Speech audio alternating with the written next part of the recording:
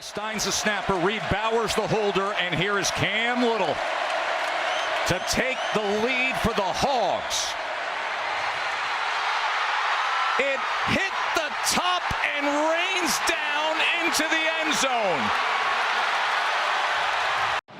Right, so here we go now. 4th and inches.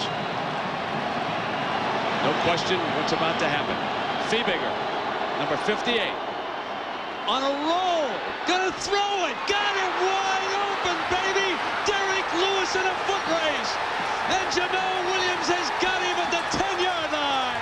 What a call by McAdoo! And welcome everyone to Lone Star Yell Fight, where we're talking all things college football, Texas Aggies, Texas Longhorns, from the greatest country in these United States. And welcome everybody to Lone Star Yell Fight. I'm your host, Jim Christopher, along with my co-host, our favorite Aggie, Andy Tom Chesson. Andy, it is the Longhorns' first foray into the SEC this week. I guess you might say this episode just means more. I mean, it would if you weren't playing the absolute worst team in the SEC, but they're still an SEC team, so it counts. And you get at home, and I was just counting, they have something like 12 guys just out. They're supposed to be just out. They're not even trying anymore. Yeah. Well, I don't know. I mean, one's their quarterback, which was the only thing that was keeping them mildly competitive in their non-conference games. But if you saw the way that A&M beat Florida 2 weeks ago, Florida just dog stomped Mississippi State last week. Yeah. I think I watched some of the game. I think it was competitive for maybe half of the first quarter. So you guys, I don't know who your 4th string quarterback is at this point, but he should get some playing time. Here's hoping. Yeah, Arch Manning will start. He did have his first start last week, and at many times looked like Arch Manning, the number one recruit, and other times looked like Arch Manning making his first start. But overall, solid win for the Longhorns against another one of those directional schools. Yeah, it's very interesting how the SEC groupings are going to shake out this year, because I think there is definitely Florida and Mississippi State at the bottom, and I think there's a group at the top, and you can argue about who those are, but Texas, Georgia, Alabama, Tennessee, maybe Ole Miss. They haven't played anybody yet. Yeah. Then you've got the other, was there 10 teams left? Just all kind of clumped in the middle. They're all flawed at some level. It's going to be a matter of who can overcome those flaws. A&M's square in that group. I don't know, and I'm saying all this to not discount the win you're about to get this weekend, but I don't know how meaningful it's actually going to be other than opening SEC play ceremonially for you. I assume Sankey will be there, and you can all learn to hate him like we all hate him. That's the I don't know, general manager, what do you call it? The president of the SEC, the head athletic director. Greg Sankey's not a popular guy in College Station or most of the SEC markets for that matter. You guys can still like him. You have no reason to hate him yet. It'll come. It'll be something random where he decides that, Alabama needs to have more home games at your expense. I'm looking forward to that part. Honestly, what I'm looking forward to most out of this game is another start, probably without Quinn Ewers, that should end up in a win that essentially allows him to take one more week off, because I do expect him to play versus OU in 2 weeks. And so one of my questions for you, what is the prognostication on Ewers and his shoulder? Well, I mean, they're doing that football thing, right? Like when you're a baseball fan, it's annoying because it doesn't matter. In football, it does. So he's still day to day and has not been ruled out to start Saturday, but he's not starting Saturday.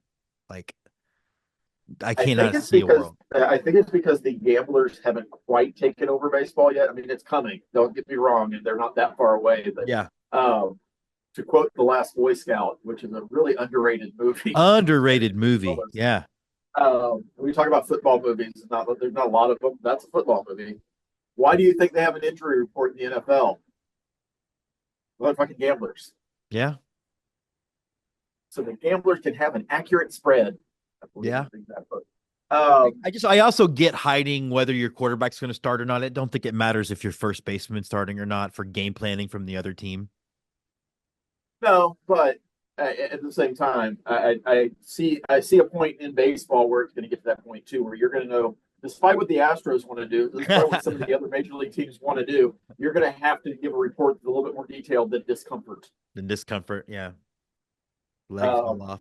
Hey, before you we might get see, like the big game this weekend is obviously you guys, but before we get to that, I did want to talk about Tennessee, Oklahoma. Even though the score was only 10 points, it was a pretty dominating win by Tennessee over OU.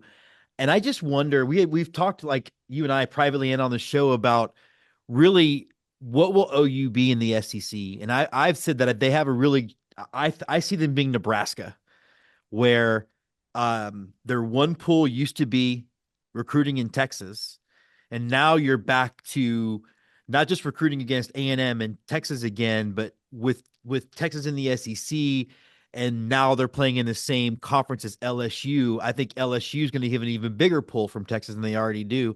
I don't know that Oklahoma is going to be able to depend on Texas kids the way they used to.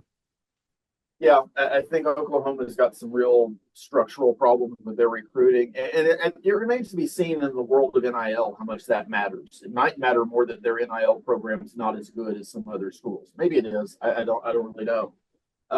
But Oklahoma is not just recruiting against Texas anymore. In conference, they're recruiting against regional teams from Texas, Texas A&M, LSU, Arkansas, and they'll win some of those battles. I don't know how good Venables is and how good the recruiting team he's put together at that program is to win enough of those battles consistently to have that talent. So I think Texas, while not closed off, there are plenty of idiots in Dallas that just will go north. I don't think they're going to have quite the far reach that they had during the 90s and 2000s. Now, the other problem for them is that Lincoln Riley has virtually shut off California for their recruiting, because you could always count on Oklahoma pulling a running back, quarterback, some of the top talent out of California, because the Pac-12 sucked even then, because people didn't talk about it because it was on later. Didn't have to talk about it. And now Lincoln Riley, whatever you think of him as a coach, he's good at the recruiting game. And he's if there's a skeleton that you can sell a kid against with OU, he's going to know about it. Yeah. You add that to the fact that Venables, I just don't think is all that charismatic a guy. I don't think he's a guy that people are just dying to play for. I don't know that they get to be Nebraska, but I think they are going to have a struggle because they're in a state that just doesn't produce enough talent naturally to be competitive. It's not like a situation like LSU where per capita Louisiana and the New Orleans area puts out more NFL talent than any other state. Sure. Oklahoma just doesn't have that. So it's going to be interesting to watch. But yeah, the score was closer than the play on the field because Tennessee was pretty much doing what they wanted except putting the ball in the end zone. And this is, from what I can tell, going to be the best OU teams. I think they have some pretty good losses on the defensive side after the season. It's going to be the best OU defense for a while. And I just don't know that they're keeping up. I think the other part is nobody seems to know how to coach Jackson Arnold on that team. And maybe he's a bust, or maybe they're just not great with the offense. And it's looking like this year especially, but I think just college football in general, you've got to be a team that can score points to win big games. Right. Yeah, I think that's they want to play, particularly with Venables, they want to play a football that's not really been in style in 25 years, where slug it out, win it late with a field goal or whatever. I don't think that works anymore. And to the point of Oklahoma's prospects, it's almost like they've got to overachieve in the next couple of years before they get the reputation of they're not a good football school anymore, because that's really hard to fight. It's really hard to beat back. And I for one will be really sad if that ever happens to my friends from the North. I'm sure you will be broken up. I think we could put in a little supercut right now of you laughing about OU being poor for the last 2 seasons of the show. And they can't read. Oh, yeah. Reading is, you don't have to read to make math, sir. That's true. That's true. All right. So A&M, Arkansas, this is the rivalry the SEC really wanted to become, this massive, massive rivalry. Did it, in your opinion? I don't know how much the SEC cared about it. I know Arkansas cared about it because they wanted a game in Texas every year. And this, let's put it this way: if it was up to just A&M, this whole idea of playing a neutral site game in Arlington would have been over when we entered the conference 12 years ago. We got the first 2 years home and home, and then we've gone back to Arlington since then. So it's been another decade. This is the last year we're playing in Arlington because Arkansas would not agree to let go of this agreement. And some of that is your fault as a Texas Longhorn because now they're pretty much going to get a game in Texas every year. Arkansas, very similar to Oklahoma, has to be able to recruit Texas to be good. They just do. And when you don't play ever in the state of Texas, it's really hard to recruit kids from there. Yeah. And so you had this game, this premier game in Arlington, kind of the precursor to Texas OU. It was always the weekend before. It was during the state fair, but not on the state fair grounds. So Jerry World fiasco up there in Arlington. But there's not a lot of A&M fans that are going to be sad about this game going home and home again, even though we've been, I think, won 11 of the last 12 years. I'd say, yeah. Against Arkansas. It's a weird game for us. I don't know how good or bad A&M is. I can ask me during a game and I can tell you how bad they are. I actually don't intentionally ask you anything during a game. But they're in that group of like 10 teams that they're flawed. I don't know how much those flaws matter ultimately because they could overcome them. Is it just new players learning new schemes? Is it a lack of time? I mean, it's hard to say right now. Arkansas is in the same situation, just with less talent. I did talk to our former co-host, Scott McIntyre, last week, and he assured me that Bobby Petrino, the offensive coordinator at Arkansas this year, who was the offensive coordinator at A&M last year and famously slept with a volleyball team and crashed a motorcycle several years ago to effectively end his career, was going to have a plan for A&M, something special cooked up for A&M, and he was just as certain that they don't have the personnel to carry out that plan. So it's going to be a really interesting game because I think you've got, on the offensive side, two quarterbacks who kind of are similar to each other. Arkansas is green, and we don't really know who A&M is playing, but if I have to guess, Connor Wegman's not going to start, even though he evidently got some snaps this weekend. We have our own little injured starting quarterback thing going on. Right. And so our quarterback looked good for the first series against Bowling Green and looked kind of lost, having trouble reading defenses.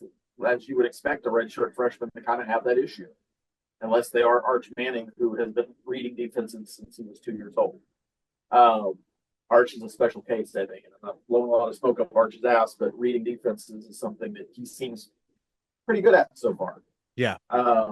We'll see, as it steps up in competition, how much he has to play after this week. For A&M, it's kind of the same thing. We've got a guy at quarterback. If he's playing more, he's going to get better because I think you learn to read defenses by playing against defenses. But it's a question mark right now. Can we run the ball against Arkansas? 100%. Everybody's been able to run the ball against Arkansas.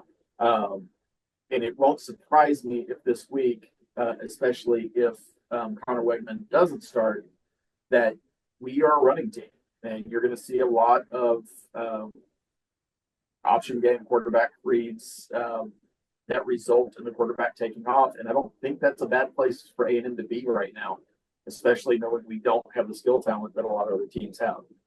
Defense, we're a much better defensive team than Arkansas is. And I say that knowing that this game is always weird. Arkansas, it'll be interesting to see how the dynamic works too, because Arkansas needed this Texas game. They very much got up for playing Texas A&M. And that's resulted in some really wild games over the last decade. It's come down to, I think, four of the 12 have been overtime games. There's always been something wacky, as you saw in the opening. The oink doink is part of the record.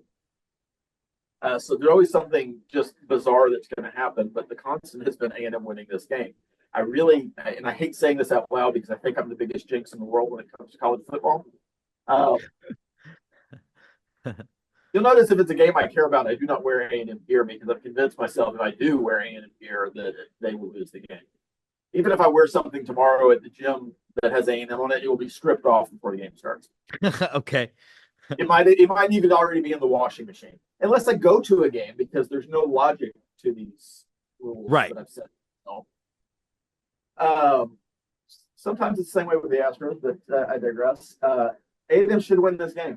Having said that, it's such a bizarre game that and it is a rivalry game, at least for half of the stadium. So it's bizarre. It'll For be half bizarre of the to see. stadium. This is of the people that we play regularly, and it'll get back to you guys too.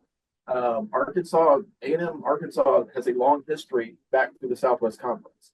Arkansas hates you guys and really is frothing at the mouth to play you, and I don't know why. I don't think anybody should want to play you guys right now, not unless your injury list looks like Mississippi State's this week. And even then, maybe double it. 20 guys out, maybe Arkansas would make a game of it. But there is something to be said in college football for that rivalry game. It's special when both teams think it's a rivalry. That's why Texas OU is special. That's why I think A&M Texas will be special again when they play that at the end of the season. That's why Alabama, Arkansas, Ole Miss, Mississippi State are always entertaining games, even if they're kind of dog shit teams, because it just means more. Right. Arkansas, I think for your mental space, when you play Arkansas, y'all have them on the schedule this year, yes? Yeah, in Arkansas and Fayetteville. In Fayetteville. So they're going to replace Tech in your hierarchy. And honestly, the fan bases are pretty similar, just a little older. Boy, I do hope our former co-host doesn't listen to that comparison. He will not like it. Has there been any big shocks for you? For me, the Notre Dame loss still kind of stings as maybe the biggest weird thing that's happened this season. But is everything shaken out kind of how you thought it would before it started, or are you seeing something different this season so far? I'm surprised at our defensive play in the backfield because Mike Elko has a reputation of being a safeties coach. He's hired good coaches there. They have the talent, but scheme hasn't quite clicked yet. So I don't think it's a scheme thing. I think it's the guys just not getting it quite yet. And we're about to play our 5th game of the season. So we're 3-1. There's not a lot to complain about other than how we've looked. So it's not necessarily the results. It's how you got there. Notre Dame was disappointing for sure. We're a very overly sensitive fan base right now. So that felt like the end of the world. Florida felt like top of the world, even though Florida is, again, one of the bottom 2 teams in this league. Bowling Green was a lot of mixed bag because you should beat a Bowling Green. But yeah. I don't think there was anything that would be more predictable than the way we came out against Bowling Green flat and with a team that has a bunch of – they're not a D1 – they're not a Power 5 team or Power 4 team or Power 2 team. We'll talk about that. How the SEC and the Big Ten are meeting in Nashville next month to basically ice out the Big 12 and the ACC from all decisions. It's a fantastic thing. But Bowling Green has talent. Their quarterback was an SEC quarterback for 2 seasons or 3 seasons before he went to Indiana, before he ended up at Bowling Green. Clearly not, an NFL type talent, but they had enough talent to stay in that game, and A&M played down to their level. And that's understandable when you realize it's brand new scheme on both sides of the ball, brand new coaches on both sides of the ball. Yeah. And really, in this world of NIL and unlimited transfers, a bunch of new players. It's hard to be completely dominant unless you can hold on to a team for at least 2 years. Yeah. The core of that team. It's becoming college basketball in that way. Yeah. So it's disappointing is not, there's some level as an AM fan that I live in the kind of a disappointing world all the time when it comes to our football program. But there's nothing that I'm necessarily disappointed at. I just don't know quite what I'm looking at yet because I can't tell if it's a talent thing or a coaching thing. Might be neither one of those things. It could just be a bunch of guys new to a scheme and new to each other that are still trying to figure it out. The pleasant surprises have been our offensive line is light years. It's not a great offensive line, but it's a good offensive line. And that's light years better than whatever Jimbo Fisher and his staff were doing because it's the same guys.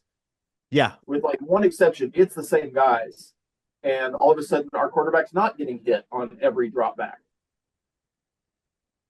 And, we've lost one to injury, but that was kind of a running play, so bad on him.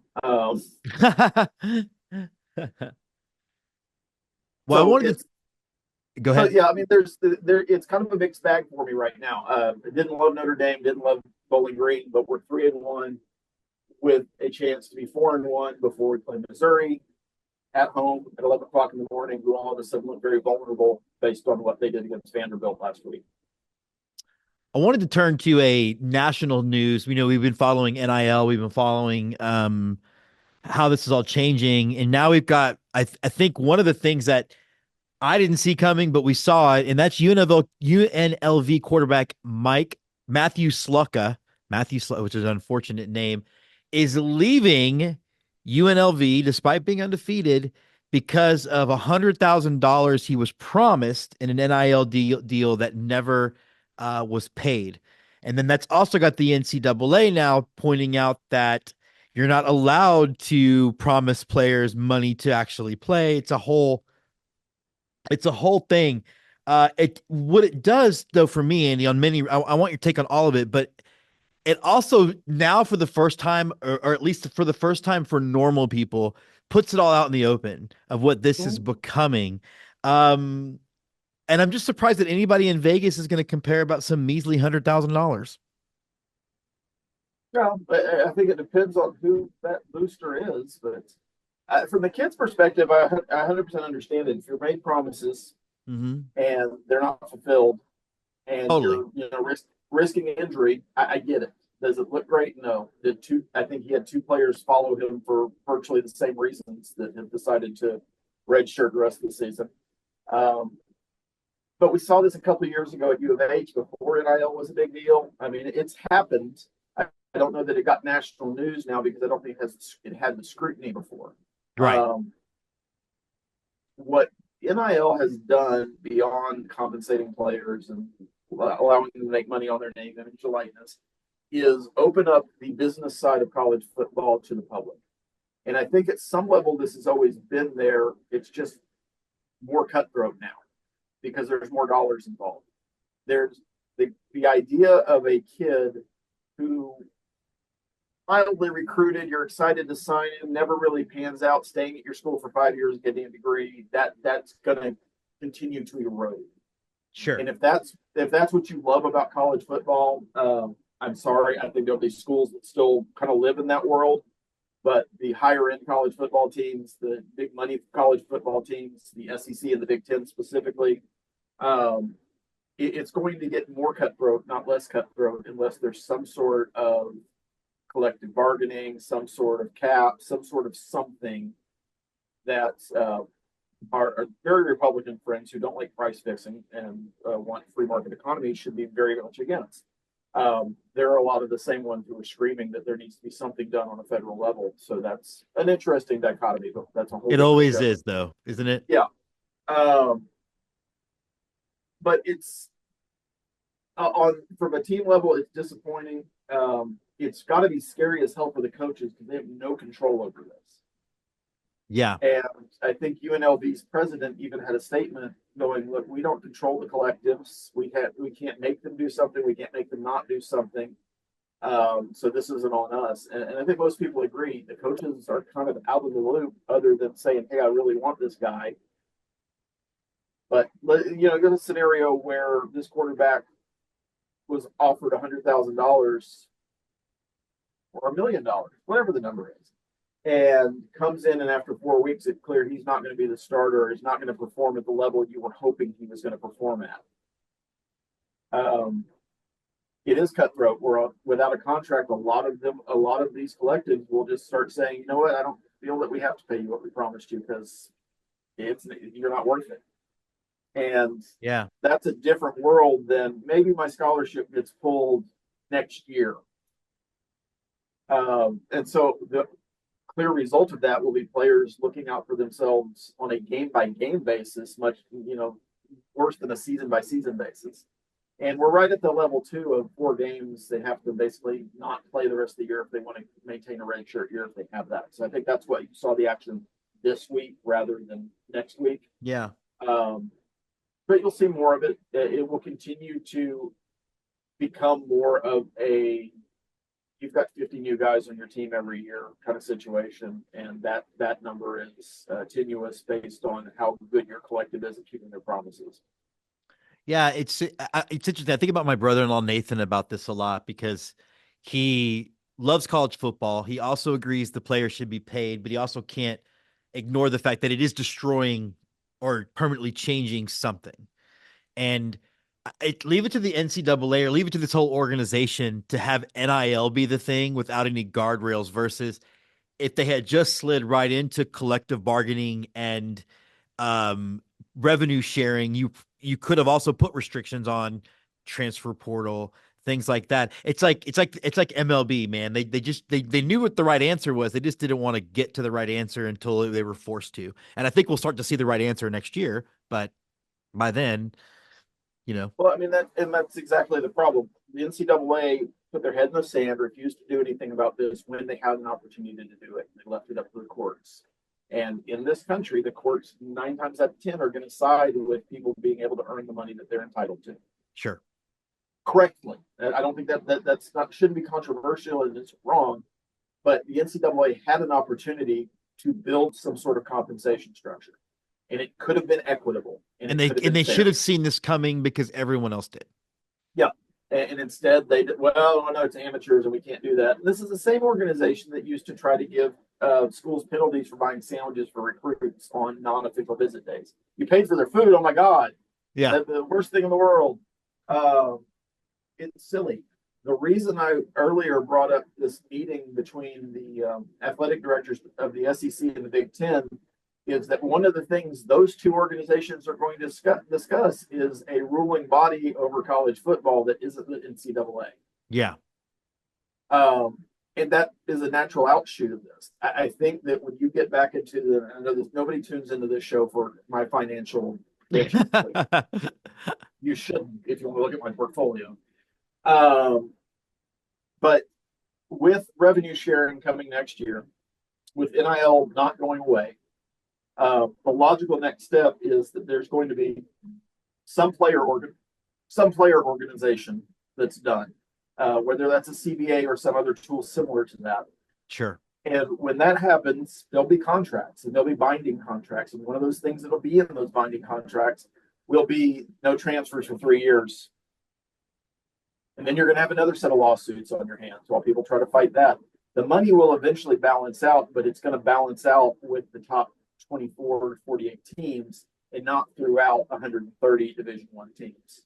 Right. And the fact that the Big 12 and the ACC are largely being left out of these conversations should have those teams, like our friends at the University of Houston, scared out of their minds because they're going to be de facto regulated to a different division of football. Because you're going to have teams that can afford to pay their players and make enough money to pay their players on an equitable basis, and those players are still getting NIL versus, the quarterback at the University of Houston, the quarterback at Oklahoma State, hoping that there's a law firm that wants to use his face in their local television ads. Yeah. Although Quinn Ewers might need an acting coach for his Dr. Pepper commercials. Although maybe it's on purpose when he just looks at the camera and goes, I'm a new character. So I'm like, well, I mean, when you're you're standing next to the acting luminary Brian Bosworth, I mean, everybody's going to look bad. Everyone's going to look bad. Yeah. I just want to say, do they ever have Brian Bosworth chewing bubble gum in those commercials? Because if they don't, they need to. No, he hasn't quite got to the Roddy Piper level of chewing bubblegum and kicking ass. I got your reference, but no, that has not been his thing yet. He's actually in the series. He's actually the voice of reason more often than not. I do think those commercials are like I'm sorry. They are one of those series of commercials. Them and the "Don't Be Your Parents," the Allstate commercials. I'm here for them. I love the fact that you still see some level of creative effort put in advertising. And of course, it's going to be for sports because that's the only thing you can advertise on anymore. Or, news, which is no different than sports these days. That's my old band thought of the day is that it was a better world where you had to sit through the commercials. we had a common thing to discuss. Everybody knew about. You could watch different shows, but you all saw the same commercials. Right. I do think, yeah, I think we're it's so funny. Like now we're way off the rails here, but it's so funny when I'm teaching film and I'm using a network that I don't have the ads free version on, and the kids just groan, and I just tell them, tell your parents to pay me more money. I can afford to pay for the ads free version. Part of the rite of passage in a capitalist society is having advertisement shoved down your throat. That's it. It's never going to go away. It's just you're going to get it through a different spoon. Right. Well, exactly. But I'm definitely here for all of the Dr. Pepper fanvilles. Particularly we're getting on October. They always have some fun Halloween themed ones too. So I'm definitely here for it. So, good morning. Anything you want to know about the Mississippi State Bulldogs as they come to your stadium with their stupid ass cowbells? I am just excited about the fact that I get to hear those cowbells. They're not going to be. They'll be, 7,500. They actually travel pretty well even when they're down. So you'll have a fair amount of maroon in your, the corners of your stadium wherever you put your fan allocation. The Texas is famous for putting the bands up in the top corners of the stadium. Yeah, absolutely. No, I mean, I'm looking. But heaven help you if, Mississippi State somehow scores first. Those cowbells will not stop. And next year we have to go to Starkville. I'm going to want just a show of your unvarnished opinion post that game. Well, it's going to be fun because we'll have an off week too, so I'll figure out something to talk about regarding the cowbells. When is A&M's off week? Next week, I believe. We're playing Missouri next week, or we're off next week. I think we're off next week. Well, I have picked out the perfect shirt for next week's off day, so we're definitely having an episode one way or the other. We're calling that a teaser. We play Arkansas this week and Missouri next week, and then we have an off day.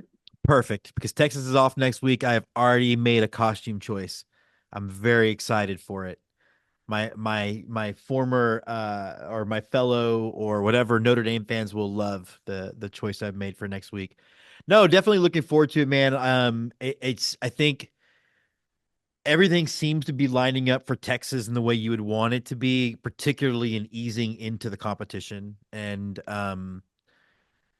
get Mississippi State. That should put you at what, 5-0, and then you got OU, and then things get real. So. Yeah, honestly, OU will be a step up in competition, as you're aware. And again, it's a rivalry game, so weird shit happens. And then you got Georgia. That'll be realistically, in my mind, your first real test this year. And Michigan was a test at home, regardless of the talent they lost. They're defending national champs. You're playing them at the big house. That was an impressive win. Lot of appetizers in between that and probably OU. OU will be a step up in competition from what you played, as you know, but I think Georgia is the real test for you. And then after that, one game at the end of the season where maybe there's something to play for, or maybe one team is hoping to be a spoiler, but that'll be high emotion, and sometimes those games get weird. Our schedule is similar though, is we play Arkansas and Missouri, like I said, then we have an off week, and Mississippi State, LSU at home, South Carolina on the road, who evidently can only run the ball now, New Mexico State, Auburn, which has looked pretty bad.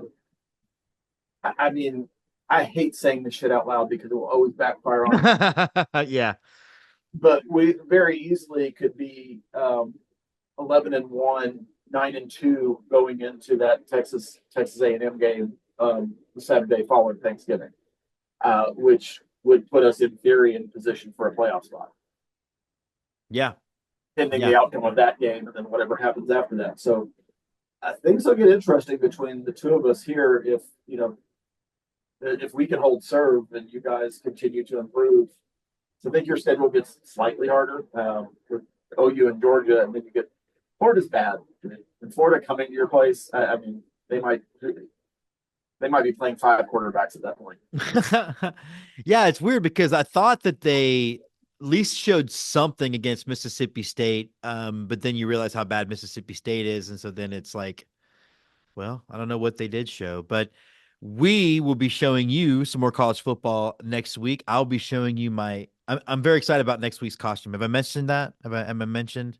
I mean, I think you should probably do a teaser to advertise so we Well, can have people yeah, tune into the costume reveal. definitely. If you are a Lou Holtz Notre Dame fan, you will be one to watch next week. All right, Andy, Well, that's going to wrap. that'll work because he's a former Arkansas coach too, so you can break down this week's game for me. Yeah, I might even do it with a big lisp. Lou Um, Holtz style. Yeah, do it Lou Holtz style. Remember when the ESPN used to have Lou Holtz do his locker room speech? I don't know. That's a whole other conversation. We need to have a conversation about lame ESPN stuff later on in the season. But for Andy Tom Chesson, I'm Jim Christopher. This has been Lone Star Yell Fight. Andy, enjoy some college football Saturday, and we will see you next week.